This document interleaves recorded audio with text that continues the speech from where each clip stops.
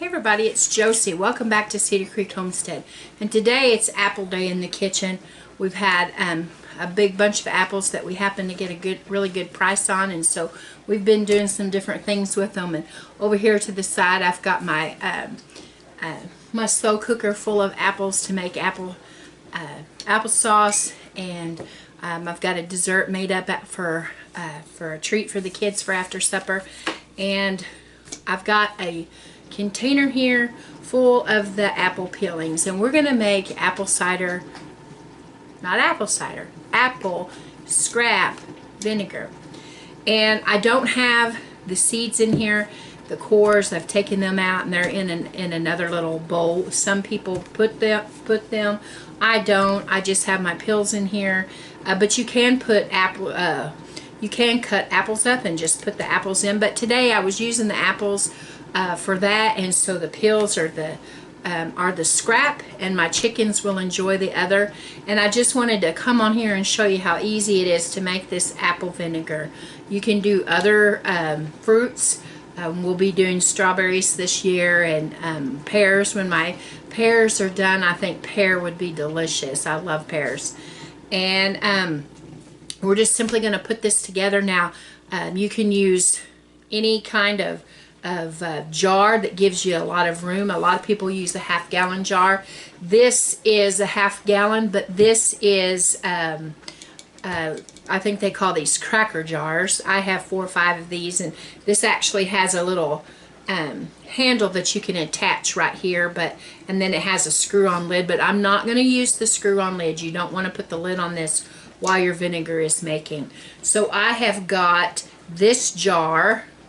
Probably it's probably not 3/4 of the way full. It's about half full, and that's all the pills that I had, so I'm going to put them in here. And then you're going to need a couple of more things. You're going to need about 1/4 of a cup of sugar in there. Now the sugar, all it's really going to do is help the yeast to get started and in this vinegar. And I don't know of any other way to make it without adding the sugar. There might be a way, but I have not seen any. So add the 1/4 of a cup of sugar to your apple scraps or whatever fruit scraps that you're using. And then you're going to fill the rest of the way with filtered or distilled water. Now I have a Berkey water filter. I'm using filtered water. You can purchase distilled water. You can use whatever way. There are other channels that show you how to get your water and let it set overnight, and there's a process of taking the fluoride out of the water. But since I have a filter, I'm just going to use what I have. And the water, there's not really an exact measurement. Just fill it above your fruit. And so I'm gonna just pour this in there, and make a mess, y'all. You didn't see that, did you? One thing, I was trying to do it left-handed. I am terrible with my left hand. And so you're just gonna pour your water. Now I'm not gonna pour it all the way to the top. I'm gonna pour it above the fruit. I'm gonna pour it about 3/4 of the way. If you're wondering what this is, that was just extra water in case I didn't have enough, and I'm going to have plenty. Now, y'all know, if you've watched my canning videos, that I love using chopsticks to get in there and get the bubbles out when I'm making my pickles or any of those kind of things. It just is a good tool. And so I'm just going to simply go in here and use this to mix the sugar in. You're not going to get all the bubbles out of it, but if you can get in there and make sure that your water, and I may actually have to add some more water after I do this step. I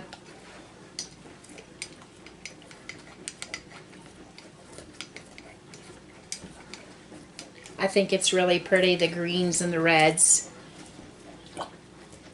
Not that that matters, because eventually when this is done, the peelings are going to come out anyways. And I'm going to try to go right there in the center and give it a good stir just to make sure. And you can see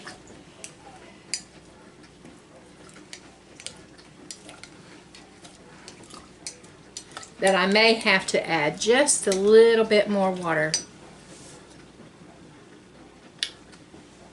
Left hand again. I think that's going to be good.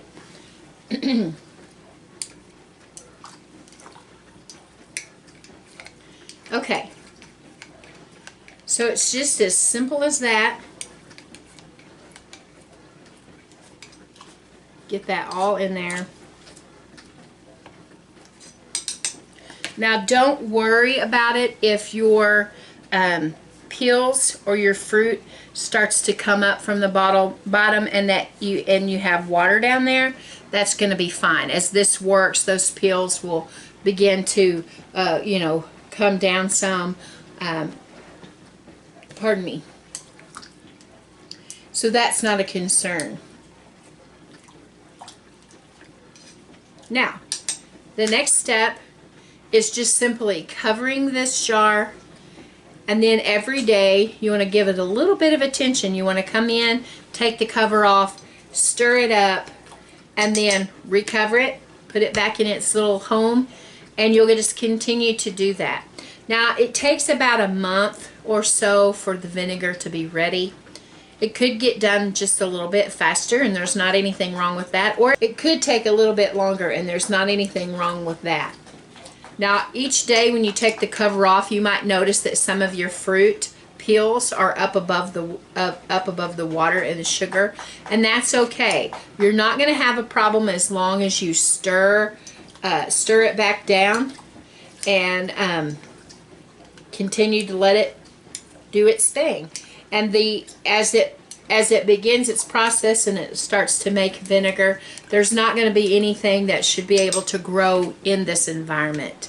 So, like I said earlier, this actually has a metal top that goes on it, but you do not want to screw the top, whether you're using a mason jar or you're using some other jar that you've saved from the trash, from going to the trash, and you're using it, or whatever the jar may be, like this one. Don't put their lid on them. You need this to be able to catch and make a good yeast. And so you're going to put, a lot of people use a coffee filter and a rubber band, and that's fine, or a paper towel and a rubber band. Some people, like Rain Country, she uses fabric and a rubber band on hers. And my little sister-in-law made me these toppers. Now, she didn't make these toppers to go on jars of vinegar. She actually made, these are actually bowl covers. But I'm going to use mine for the top of this. So it just simply, it's got an elastic in it, so I don't have to worry about the rubber band. Not that that's a hard thing, the rubber band. And it just sits down on there. And so each day I'll be able to come back to the vinegar and stir it up, or what's going to become vinegar, and stir it up. And in about 30 days or so, I should have something that I can use. Strain the fruit pulp out and give it to the chickies. You know, you've been seeing all the things I've been feeding to them.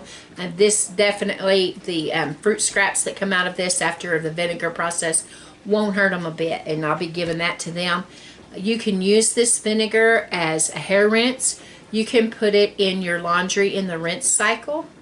You can make a delicious vinaigrette, marinades, all kinds of different things that you can do with this. You can make a cleaner out of it. The citrus cleaners are really nice that you make with vinegar. And I hope this is something that helps you guys do just a little bit something else with your scraps, something else that can stretch your budget just a little bit longer. Another way to look well to the ways of your household. Think about how awesome it is for us to be making this kind of stuff with things that we were just going to throw away, that we won't any longer have to buy from the grocery store. Something that we can use for in the kitchen, in the shower, feeding our chickens, whatever. This here, I wouldn't be a bit afraid to take, when this is actually vinegar, take this and put it in my chickens' water, or any of my animals, really, just a little bit in their water, and let them have the benefits of it as well. So guys, this is a really quick one, This is Josie with Cedar Creek Homestead. I love you guys. And until next time, we're gone.